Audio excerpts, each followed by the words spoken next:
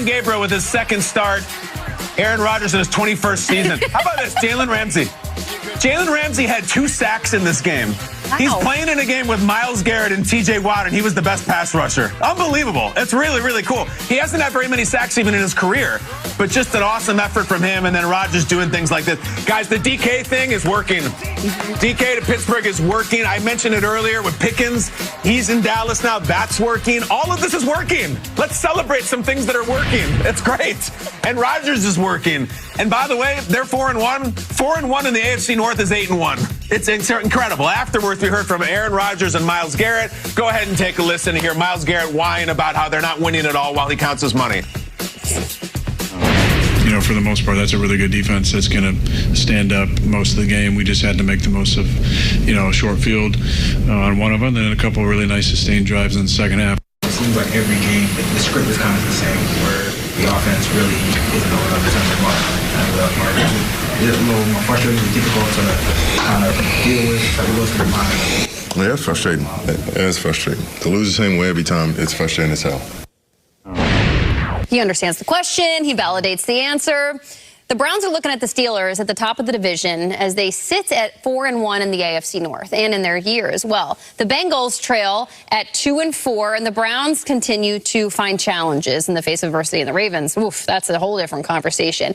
Have you changed your expectations, Manti, when you consider what Rodgers was supposed to be in Pittsburgh, also what he is delivering after this weekend? No, I don't change my expectations of Aaron Rodgers. I always believed that going into this season, with the system that they have over there in Pittsburgh, relying heavily on the run, that it's not going to put Aaron Rodgers in a position to feel like he has to win the game. And I feel that he's been doing such a great job, and he showed that yesterday with him being able to direct traffic while he's scrambling and do the things that Aaron Rodgers has been accustomed to do. What I did not expect was I worked the London game here in this building yesterday morning, and I watched the Jets and the Broncos game where the Jets had 9 sacks. I was like, holy smokes, can somebody protect the quarterback? And then I flip on this game. The very next hour, the very next window of games, the Steelers had 6 sacks, guys. And to KB's point, Jalen Ramsey had 2, and there's a clip that I want to throw to right now about what he had to say after that game where he had 2 sacks. I'm going to probably tell my kids about this. I played in the game with T.J. Watt and Myles Garrett, and I had 2 sacks. That's crazy, huh? That's crazy. So, yeah, it's my first time in my whole career having 2 sacks in one game, so that's pretty cool, too.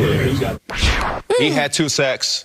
Nick Herbig had 2 sacks. Nice. Dylan Gabriel was pressured on 41% of the snaps that they played yesterday for the Cleveland Browns. So, when I watched the morning game, I was like, wow. When I watched this game, I was like, wow. So, no, my expectations, Jamie, hasn't changed. Perfect. Expectations have not changed because I know that Aaron Rodgers is still a dude. And as long as Aaron Rodgers has protection and he has weapons to get the ball to, he's going to ball. You could say he's 172 years old. You could say that he's been playing for 20-plus years. Aaron Rodgers is Aaron, a.k.a. John Wick in my eyes. And this dude is just an absolute beast. He and DK Metcalf are figuring this thing out. And we talked about, you know, your Kyle already mentioned it. The trade is working, right? The Cowboys are happy with George Pickens. And now the Pittsburgh Steelers are happy with DK Metcalf. DK Metcalf, hands down, is the most physical and arguably one of the fastest receivers in the game. This dude is an absolute beast. You know, when you start talking about Aaron Rodgers and him getting on the same page, that's when it gets scary. The last 2 weeks, DK Metcalf is averaging 24 yards per reception.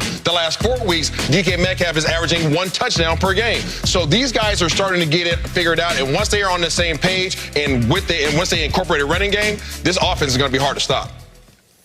Isaiah, you're on it. I'm watching these highlights of Rodgers throwing to DK, and it's reminding me of Devontae. Yep. Like, it's all these things where the ball's in the air before he's even looking. There's palpable chemistry going on here, and they've been doing it on the fly. I sat with Rodgers at training camp in August. He sits down in the director's chair before we're even mic'd up and talking, and I just say, hey, how's it going, man? And he just looks at me and goes, we got a lot of work to do. And I was like, oh, no, that's not great. But now it's like that was 2 or 3 months ago.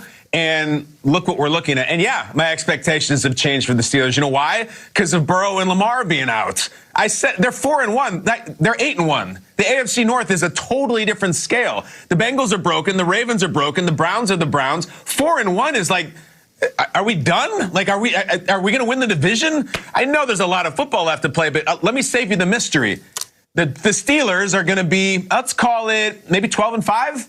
I think they're going to win the division. I think they're going to have a home playoff game. And here we are again in January. The Steelers are playing a wild card football game, this time at home.